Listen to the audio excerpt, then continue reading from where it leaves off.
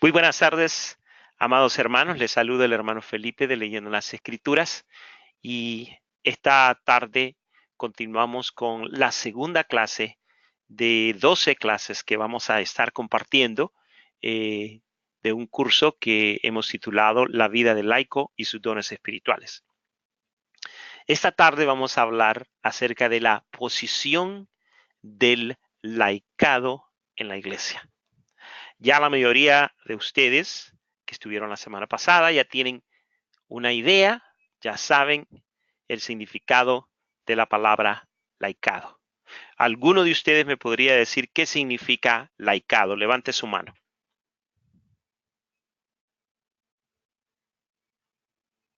¿Alguien me podría decir qué significa laicado? Mireya, tienes encendido tu micrófono, Mireya. Dime qué quiere decir laicado.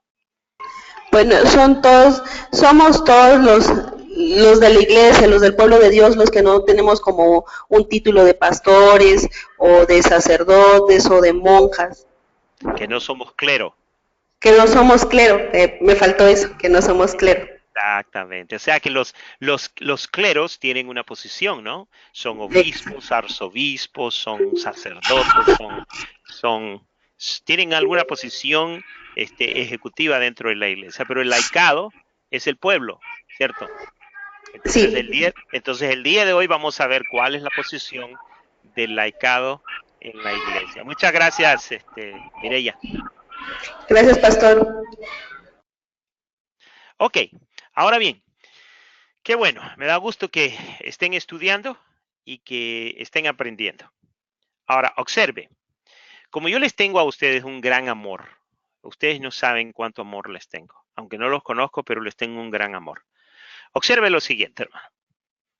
Cada vez que usted vea este símbolo, usted ve este símbolo, esto que está dando vuelta ahí, ese símbolo, cada vez que vea este símbolo en mis presentaciones, ponga mucha atención porque lo que el maestro, en este caso yo, diga, explique, este símbolo le va a indicar a usted que lo que estoy diciendo podría ser parte de la tarea de la próxima semana. Puede ser parte de la tarea, puede ser parte de la respuesta, puede ser parte de lo que usted va a tener que escribir en su tarea. Entonces, cuando usted vea este símbolo, apunte, márquelo, dese por enterado que eso va a estar en la tarea de la próxima semana. ¿Ok? Bueno, pues quiero hacer una pequeña introducción y esta más bien es una anécdota.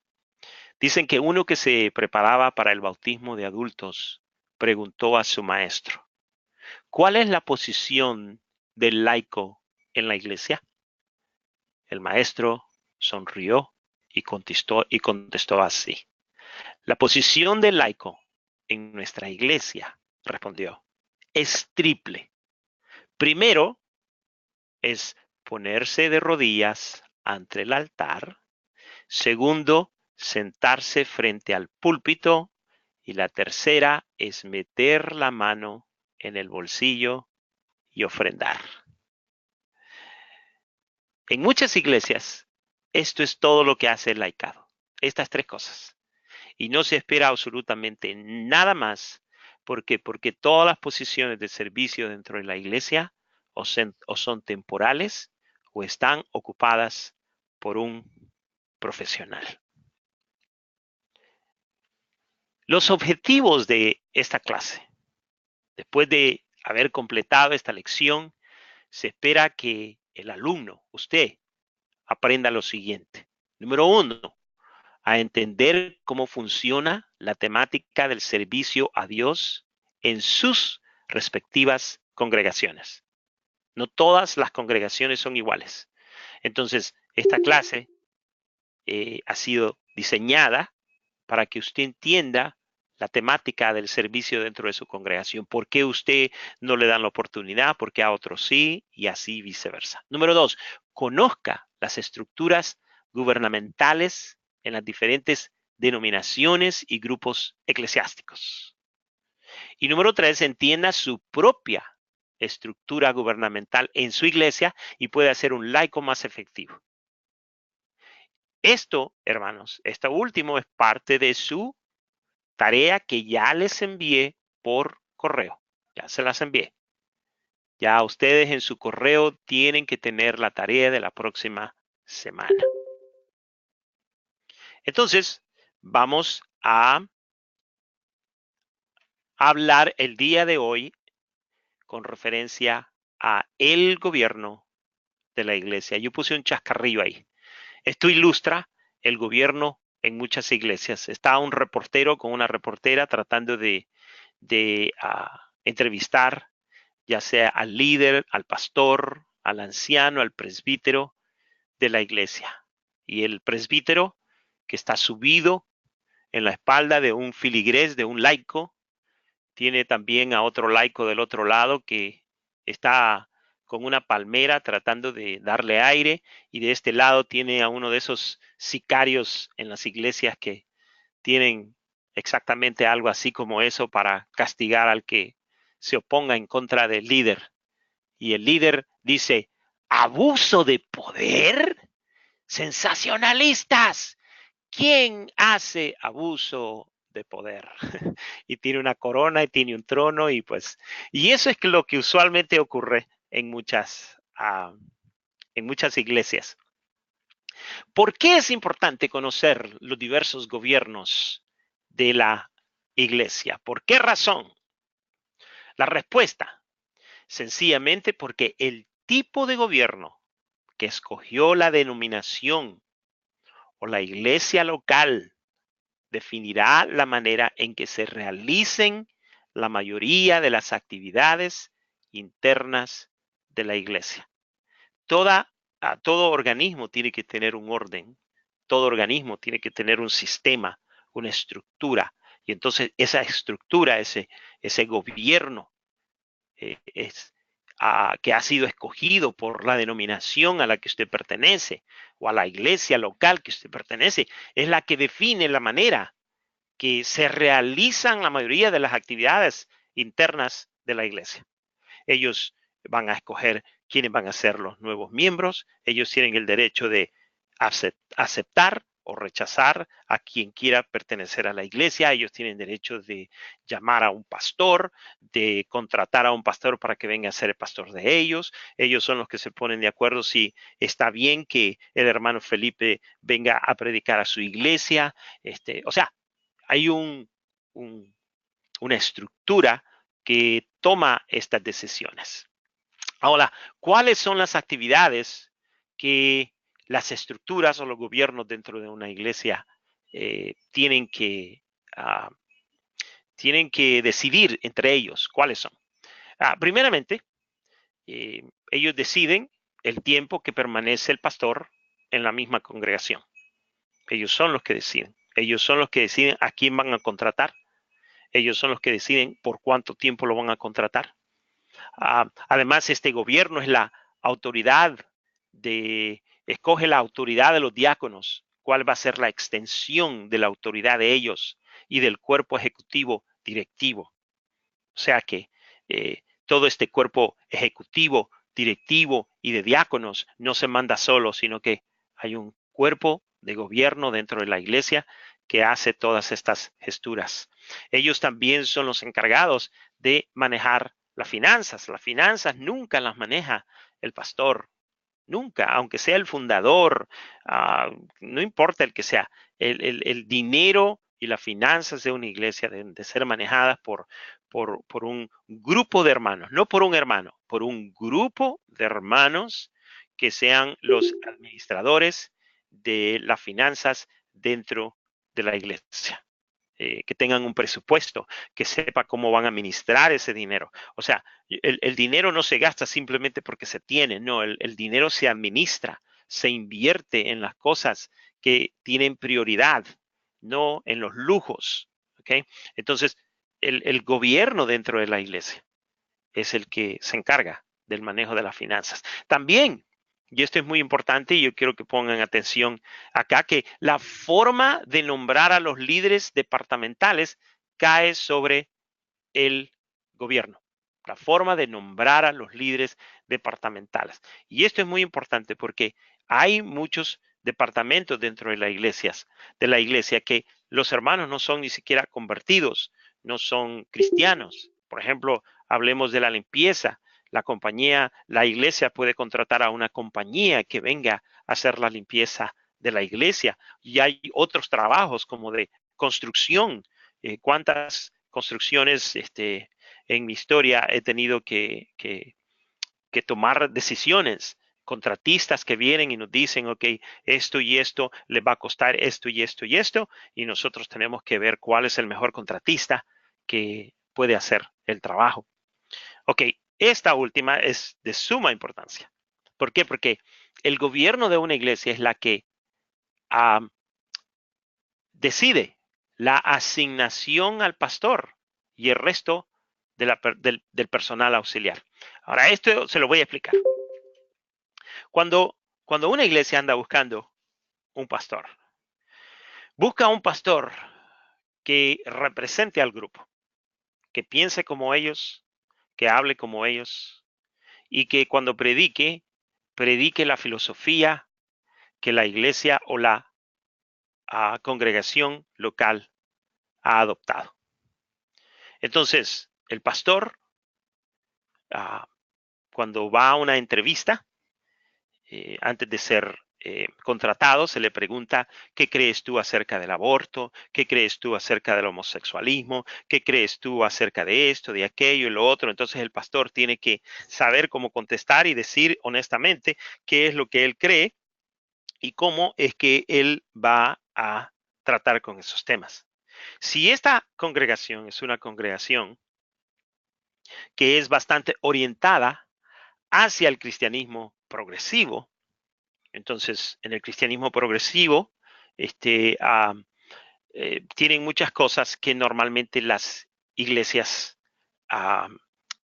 históricas o las iglesias, vamos a decir, más conservadoras no tienen. Por ejemplo, las iglesias del cristianismo progresivo creen en los ministros homosexuales, en el lesbianismo como ministros, creen en otras cosas que son totalmente bien liberales. Y entonces lo que ocurre es que si este pastor muestra que no va de acuerdo a la filosofía, entonces ellos no le dan trabajo. Pero si el gobierno de esta iglesia o esa denominación considera de que este hermano va de acuerdo a su filosofía, entonces le dan la asignación al pastor y le dicen, esto es lo que nosotros buscamos en un pastor. Y así sucede con el resto de su personal auxiliar. Ahora bien, vamos a ver los diferentes gobiernos que hay en las diferentes iglesias. Y yo quiero que ya de antemano usted vaya pensando en dos cosas. ¿Cuál de estos gobiernos representa su iglesia, denominación o congregación local? Y comience a ver que dentro de esta estructura, comience a pensar usted cuál es la posición del laicado. ¿Ok? Primeramente tenemos el gobierno episcopal. En segunda instancia tenemos el gobierno congregacional. En tercera instancia tenemos el gobierno presbiteriano. En cuarta tenemos lo que es la extrema independencia, o sea, ningún gobierno. Y luego, número 5, tenemos los gobiernos híbridos o los cruces de dos sistemas. Por ejemplo, aquí les pongo el cruce del gobierno congregacional y el cruce con el gobierno presbiteriano. Ok, vamos a decir algo acerca de el gobierno episcopal. En círculos hermanos eclesiásticos, a un gobierno centralizado en una persona o en un grupo de personas se le llama gobierno episcopal. Es una persona o un grupo de personas. Por ejemplo, en el catolicismo tenemos al Papa. Ellos son un gobierno episcopal. Tienen cardenales, tienen arzobispos y obispos, tienen presbíteros, tienen diáconos, y usted va a ver que en última instancia están los laicos y están aquellas personas que no son miembros del clero, pero que se consagran ellos mismos a la obra de los pobres y a la obra en el mundo. O sea que son laicos y son consagrados. Entonces, si usted pertenece a un tipo de iglesia que tiene un gobierno episcopal, su posición siempre va a ser hacia abajo. O sea que hay alguien arriba, hay muchos arriba, y luego usted está en última instancia. Eso significa literalmente, hermano, que el gobierno es por obispos. Es en esa esencia una forma totalitaria o absoluta de gobierno y es lo contrario a una forma democrática. ¿Qué quiere decir eso? Quiere decir que aquí las decisiones son tomadas por la cabeza y todo el liderato que continúa y usted nunca puede participar, ni opinar, ni hacer absolutamente nada con las decisiones que la iglesia tome. ¿Por qué? Porque es un gobierno episcopal. La autoridad no procede del pueblo gobernado, sino de los gobernadores superiores, llámense obispos, arzobispos o cuerpos directivos. Ahora, ¿qué iglesias participan en este tipo de gobierno? Ya dijimos, la Iglesia Católica. Además de eso, la Iglesia Anglicana. La Iglesia Anglicana se despegó de la Iglesia Católica y por lo tanto, también ellos son episcopales. La Iglesia Ortodoxa, la Iglesia Metodista Episcopal y otras iglesias nazarenas, por ejemplo, tienen este tipo de gobierno. Obviamente todas esas clases, todas esas iglesias o denominaciones no tienen un papa, a lo que más llegan es a arzobispo, pero luego la Iglesia Católica sí tiene cardenales. Los cardenales son los que eligen al papa, pero el papa viene siendo el máximo director de toda la orquesta. Entonces, este es un gobierno episcopal. Luego tenemos el gobierno congregacional.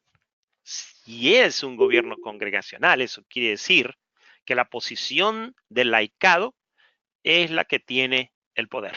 El laicado, el pueblo. Yo era miembro de una iglesia iglesia bautista, que la congregación tenía el poder y todos los fines del año, aproximadamente ahí por noviembre, teníamos una sesión plenaria de toda la congregación. A esta reunión solamente podían venir, obvio, los miembros registrados de la membresía que diezmaban, llegaran a la iglesia o no llegaran. A esta reunión venía un montón de gente que nunca llegaba a la iglesia, pero le gustaba venir a esta reunión porque allí es donde las cosas ocurrían. En estas reuniones casi se daban de trompones porque unos querían una cosa, otros querían otra cosa, y entonces era lo opuesto al gobierno episcopal. El gobierno de una iglesia de gobierno congregacional es un gobierno democrático, donde los hermanos de la iglesia deciden todo lo que va a ocurrir en la iglesia, incluyendo el pastor. Nuestro pastor, en estas sesiones anuales, lo que él tenía que hacer es que tenía que salir mientras nosotros discutíamos si lo íbamos a querer para el próximo año o no. Teníamos que discutir su sueldo, teníamos que discutir si le íbamos a dar aumento. Entonces, allí es donde la junta directiva decía, nosotros proponemos que nuestro hermano tal y tal continúe de pastor. Estas son las cosas que él ha logrado este año. Han habido tantos bautizados, ha visitado, ha hecho esto y lo otro, aquí para allá. Y por lo tanto lo recomendamos. Y entonces luego habrían a votación. Y los hermanos se ponían a decir, bueno, yo creo que el hermano no me convence mucho porque por esto y por aquello y esto y lo otro. Decía, sí, yo también estoy de acuerdo que el hermano le falta mucho, que debiéramos mandarlo a la escuela, que debería estar aquí más tiempo, debería ir a visitar más, a mí nunca me ha ido a visitar y bueno, todas las quejas. Y salía otro grupo, ¿cómo que no ha ido a visitar? A mí el pastor me ha visitado y esto, ¿cómo que ya? Y a rato querían darse a troponas, porque unos lo defendían, otros no lo querían. Yo vi en esta experiencia muchos casos injustos, muchos líderes que no deberían de haber estado, estaban, y los que deberían de haber estado, esos los quitaban. Gente con don, con estrategia, con dedicación, las quitaban. Y otra gente que no tenían absolutamente nada, pero que tenían palancas dentro de los congregados, a esos los ponían. No, yo vi una infinidad de cosas que eran muy injustas. Pero así es como trabaja el gobierno congregacional. Los que mantienen esta forma de gobierno eclesiástico insisten en que no existen bases bíblicas que respaldan un gobierno fuera de los diáconos y ancianos de la iglesia local. Rechazan cualquier autoridad que no nombra la misma asamblea. En general, las congregaciones ordenan a sus pastores y la propiedad de la iglesia se retiene en nombre de la congregación, rechazando como antibíblica cualquier autoridad eclesiástica más allá de las congregaciones de la congregación local. Ahora, entre aquellos que siguen este sistema se encuentran las iglesias congregacionales, que son muy numerosas aquí en los Estados Unidos, las iglesias bautistas, que aunque tengan diversos matices doctrinales y de culto, conservan el gobierno congregacional. Las asambleas de Dios suecas, que en varios países dieron origen a fuertes iglesias nacionales de corte pentecostés. Entonces, las asambleas de Dios, los bautistas, tendemos a ser de un gobierno congregacional. Ok, entonces aquí hay algo importante que yo ya les expliqué, si usted no le puso atención. Bueno, gobierno presbiteriano. La palabra presbiteriano o presbiterion viene del griego que significa anciano. Presbiterio significa anciano. Ustedes van a ver acá en este tipo de gobierno, ustedes van a ver que en la parte de la esquema están en rojo. Todo eso está en inglés, pero yo se los explico. En la parte roja están los ancianos, que son los presbiterios, esos son los pastores. Luego están los sínodos. Los sínodos son ministros ordenados que conjuntamente con con el presbiterio toman decisiones, eligen a quienes van a ser los presbíteros. Luego están los comités. Los comités, por ejemplo, aquí está un comité de los que eligen a los que van a estar en la Asamblea General. La Asamblea General es donde está el laicado. Dijimos que en el episcopal el laicado está acá abajo. En el congregacional es el corazón, el laicado es el corazón del gobierno. Y luego aquí en el presbiteriano, el laicado se encuentra como miembro de la Asamblea General. Allí es donde ellos sirven a su denominación. Y todos los demás son grupos de concejales, de asamblea, que son profesionales y que sirven como clero. Se le llama se me olvida la palabra en español, pero es un clero no religioso, sino que vendría siendo un clero secular. Así es como se le llama. Es un clero secular, pero son miembros del clero, pero son secular y no tan solo religiosos. Entonces, en esta forma de gobierno, los meros pachangueros son los presbíteros. Esos son los pastores. ¿Ok? Entonces, algo que quiero decirles a ustedes es que la forma como estos tres,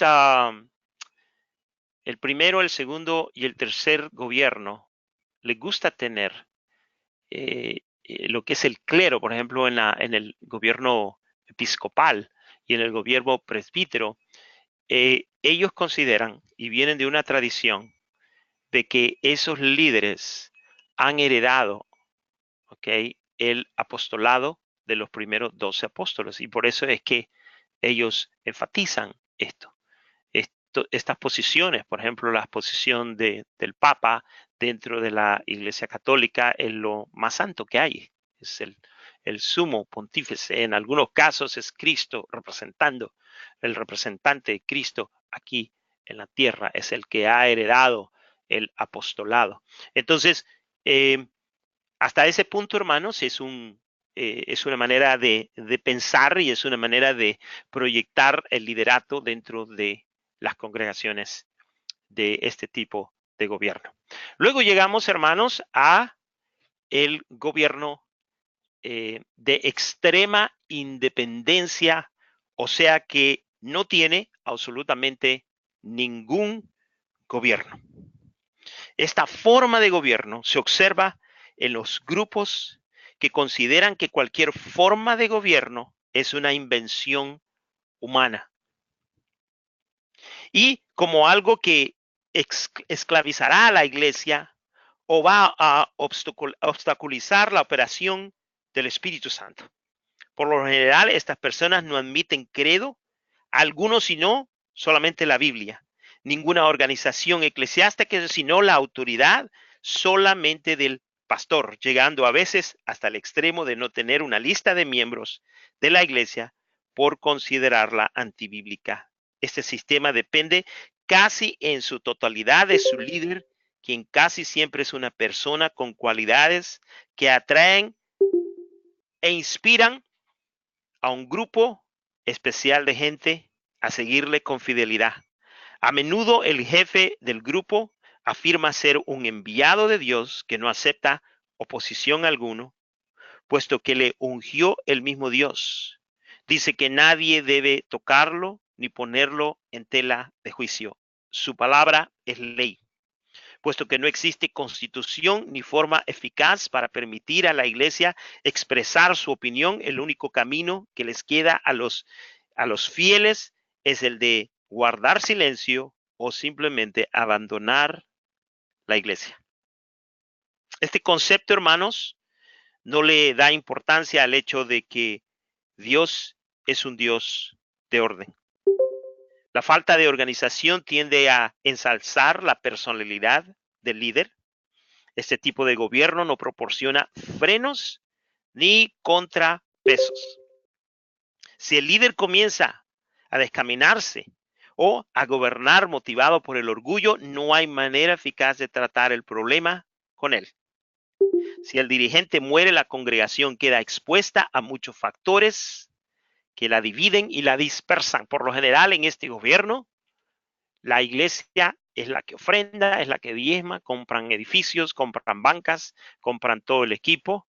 Y si por A o por B razón la iglesia se divide y se va, el pastor, prácticamente todo lo que la iglesia ha desarrollado le pertenece al pastor.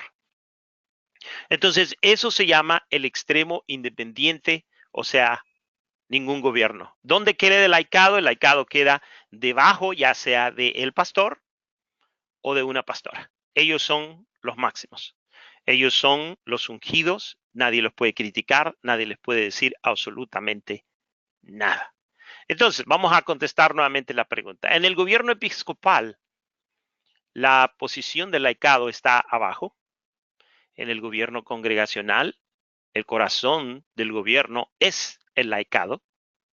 En el gobierno presbiteriano o de ancianos, el laicado es simplemente el laos, el pueblo, la congregación.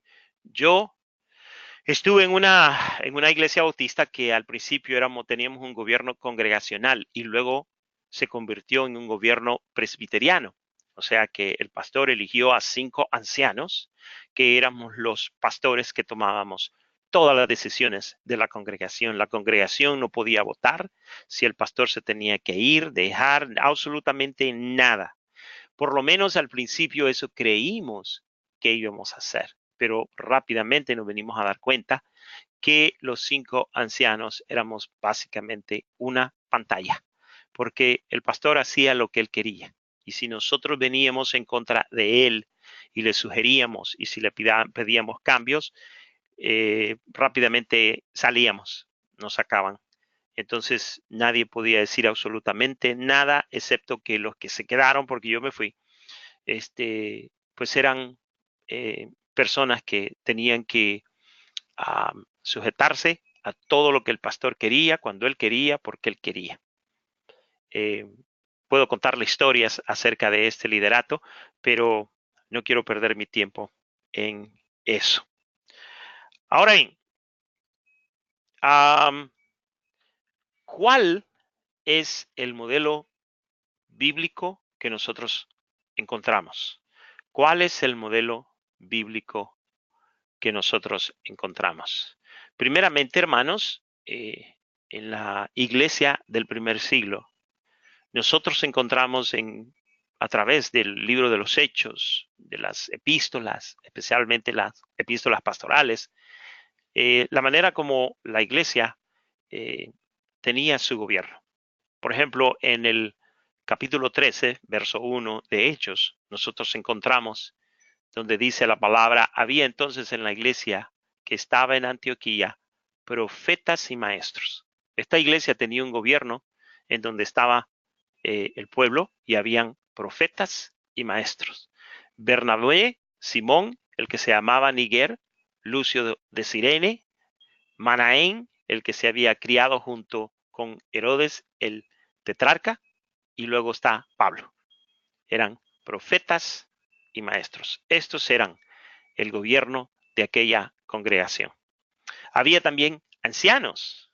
Hechos capítulo 14, verso 23 nos dice, y constituyeron ancianos en cada iglesia, y habiendo orado con ayunos, los encomendaron al Señor en quien habían creído. Entonces, constituyen ancianos. La palabra anciano, dijimos anteriormente que un anciano es un presbítero. Anciano y presbítero es la misma cosa. Habían evangelistas y habían profetas. Hechos capítulo 21, verso 8 al 9, dice, al otro día, saliendo Pablo y los que con él estábamos, este libro obviamente lo escribió Lucas, y Lucas está incluyendo, él fue testigo de lo que estaba ocurriendo, y los que con él estábamos, dice, fuimos a Cesarea, y entrando en casa de Felipe, dice aquí, el evangelista, que era uno de los 7, ¿se acuerdan en el libro de Hechos que escogieron a los diáconos llenos del Espíritu Santo y nos dice todo lo que eran? Bueno, Felipe comenzó como un diácono y ahora aquí la historia nos dice que se había convertido en un evangelista. Dice, posamos con él. Este tenía 4 hijas doncellas, vírgenes, que dice, profetizaban. Entonces, la iglesia estaba en su casa y él era evangelista y tenía hijas que profetizaban. También dice la palabra de Dios que habían ancianos y habían pastores. Primera de Pedro 5, verso 1 al 2 dice, ruego a los ancianos que están entre vosotros, yo anciano también con ellos, y testigo de los padecimientos de Cristo, que soy también participante de la gloria que será revelada, apacentad la grey de Dios, que está entre vosotros, cuidando de ella no por fuerza, subrayen esta palabra, sino voluntariamente. Usted ve, ahí está la actitud laica. No eran profesionales, no se les pagaba y se les incita a que no trabajen como pastores para solamente porque les van a pagar, sino dice no por ganancia deshonesta, sino con ánimo pronto. Para esta instancia no había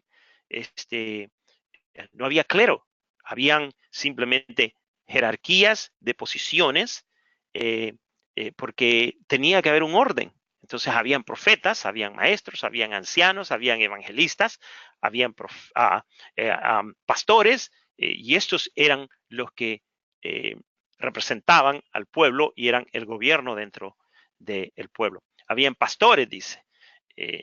Aquí vemos en Hebreos, capítulo 13, versos 7, verso 17 y verso 24. Dice, acordado de vuestros pastores que os hablaron la palabra de Dios. Qué linda, a mí me gusta este texto porque aquí revela cuál es la misión de un pastor. La misión de un pastor es hablar al pueblo la palabra de Dios. En el verso que sigue dice, obedeced a vuestros pastores y sujetaos a ellos. ¿Por qué? Porque ellos velan por vuestras almas como quienes han de dar cuenta. Entonces, aquí ya vemos una segunda misión del pastor. Primero es hablar de la palabra de Dios y número dos, velar por las almas de aquellos que han venido al conocimiento de Jesucristo. Y verso 17 dice, saludad a todos vuestros pastores y a todos los santos. Aquí hace una distinción a los pastores y los santos son los laicos, el laos, el pueblo de Dios que estaba entre ellos. Y por último, a los 5 ministerios. Los 5 ministerios eran los que representaban el gobierno de la iglesia. Él mismo constituyó a unos apóstoles, a otros profetas, a otros evangelistas, a otros pastores y maestros. Y entonces, esta es la manera como se dividía lo que era el modelo bíblico del gobierno. Pero los años han pasado y entonces ahora, los gobiernos se forman porque estas corporaciones y estas denominaciones son extremadamente grandes y poderosas y tienen que hacer una infinidad de cosas que envuelven finanzas, que envuelven propiedades, que envuelven inversiones, que envuelven una infinidad de cosas. Entonces, como que se pierde un poquito el sabor de lo que es en sí el propósito de los laicos dentro de la iglesia. Ok, entonces, hasta este momento, espero de que hayamos entendido lo que estamos diciendo. Qué rico, nos tardamos 35 minutos, así que esta noche, si gustan ustedes, nos podemos ir temprano a dormir, pero vamos a abrir en este momento una discusión para saber qué es lo que hemos entendido de lo que estamos aprendiendo en este momento. Voy a apagar la grabación en este momento.